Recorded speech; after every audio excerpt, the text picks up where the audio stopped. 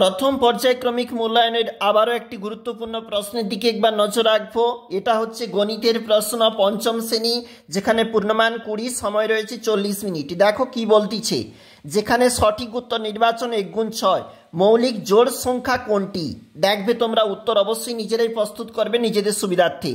দেখো এই সমস্ত সংখ্যা দ্বারা গঠিত 5 অঙ্কের ক্ষুদ্রতম সংখ্যা কোনটি হবে? তোমরা লিখবে প্রদত্ত কোন সংখ্যাটি অযুগ্ম এবং মৌলিক, এক অযুতের যত গুণ তা হলো। আমাদের এখানে অপশান রয়েছে, তোমরা একটু দেখবে প্রশ্নগুলি। চলে যাচ্ছে এখন 2 নাম্বার পেজ, এবং সেখানে কি আমাদেরকে বলেছে দেখো, দুটি নির্দিষ্ট বিন্দু দিয়ে একটি মাত্র সরলরেখা টানা যায়। মাত্রাহীন একটি জ্যামিতিক চিত্রের নাম লেখো। দেখবে তোমরা কোনো ভাগ অঙ্কে ভাজ্য, ভাজক, ভাগফল দেওয়া থাকলে ভাগশেষ নির্ণয়ের সূত্রটি কি?